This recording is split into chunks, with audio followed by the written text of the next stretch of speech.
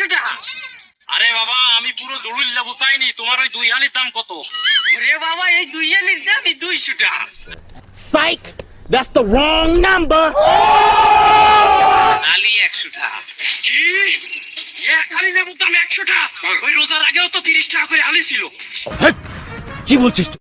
এর জন্যই কইলি মেয়া আগে আপনি লেবু ছোটটা নেবেন না বড়টা নেবেন, তার আপনি এত মানে সারা বছর ব্যবসায়ীদের পকেট থেকে ফাঁকা, আর রমজান মাস আসলে 2 টাকার মাল 10 টাকা বেশি ঈদ কাটে ঝাঁকানাকা। সন্দেহ তুই ঠিক কথা বলেছিস।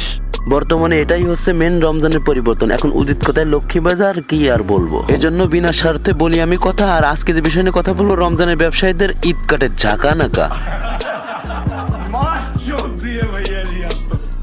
রমজান মাসটা আসে একটা পরিবর্তনের জন্য। হ্যাঁ, তবে আপনার আমার পরিবর্তন না হলে কিছু ব্যবসায়ীদের পরিবর্তন হবেই হবে।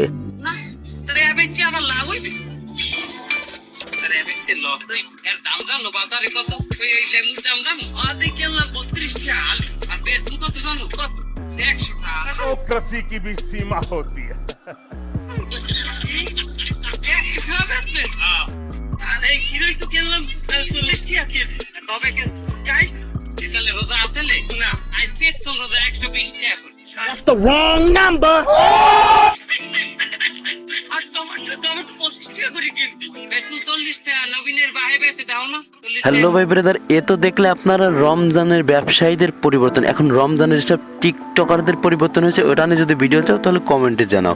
তো আজকের মতো বিদায় নিচ্ছি। ভিডিও ভালো লাগলে ভিডিওতে লাইক করে দিও। পরবর্তী ভিডিও কাকে নিয়ে চাও প্লিজ কমেন্টে জানাও। প্লিজ আমাকেও সাপোর্ট করো।